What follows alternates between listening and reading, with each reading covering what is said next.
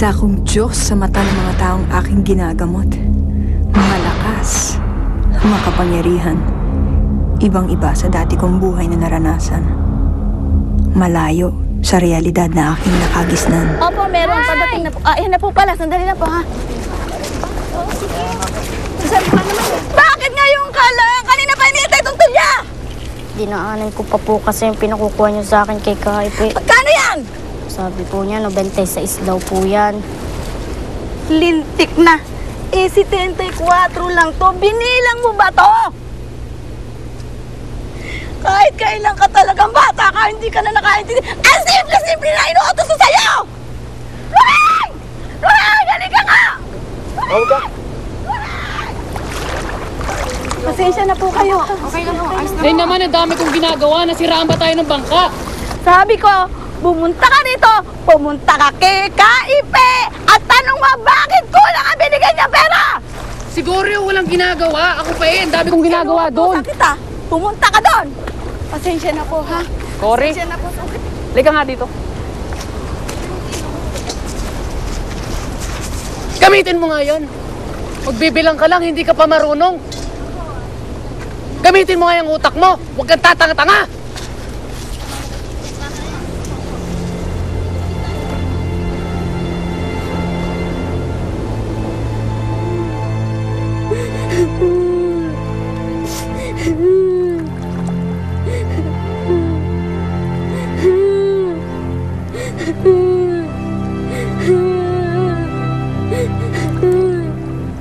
Walang alam. Mahina. Yan ang tingin ko sa sarili ko. Isang anino kung anong tingin ng mga tao nakapalibot sa akin. Umiiyak lang ako dahil alam ko na sa sarili ko wala akong may pagmamalaki. Ganon yung nararamdaman ko. Parang tingin ko sa sarili ko walang-wala talaga akong alam. Parang api-apihan. Pakiramdam ko talaga walang nagmamahal sa akin. Ganon. Hindi ko man sabihin sa aking mga magulang. Hindi ko alam kung nararamdaman din nila ito.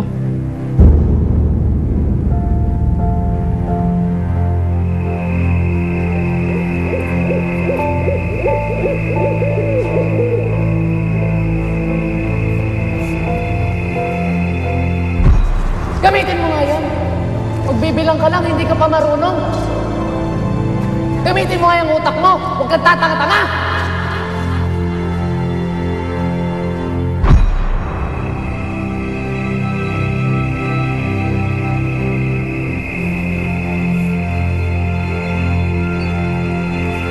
Gory! Ba't hindi ka pa tutulog?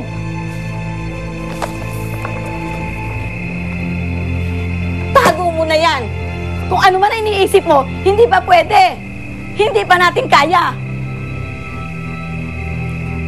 Sabi nila, wala raw pangarap habang bata pa na mahirap abutin. Pero paano kaya kung sa iyong paglaki, ang mangarap para sa sarili ay isang bagay na mahirap gawin? Ang pangarap ko yung irespeto ako ng mga tao, yung nakakasalamuha ko.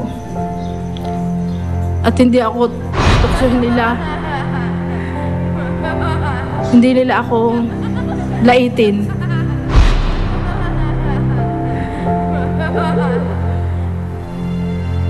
Pinilit kong labanan ang hirap ng buhay. Sa murang edad, namasukan ako bilang isang katulong. Isa lang noon ang naising ko, ang kumita ng pera at magkaroon ng mga bagay na wala ako.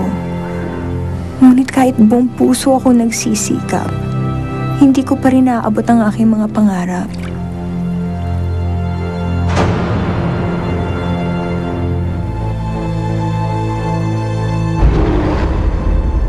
Pumupunta lagi ako dun sa simbahan para magdasal, para sabihin niyo lahat ng mga problema ko.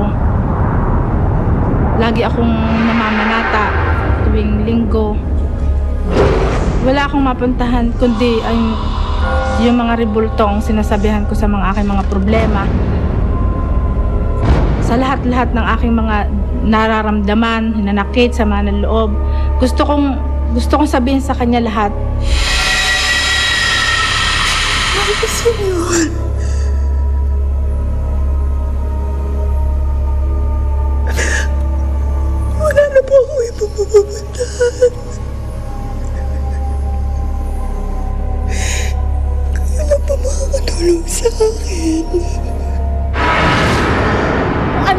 isip mo, hindi ba pwede? Hindi pa natin kaya. Awit ko lang po ang pangarap ko.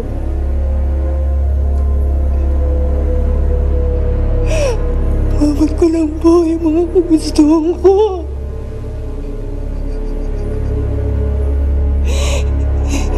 Ibinibigay ko na po ang buhay ko sa inyo.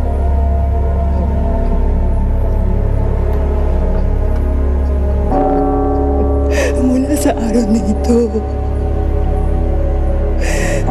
sa inyo na ako.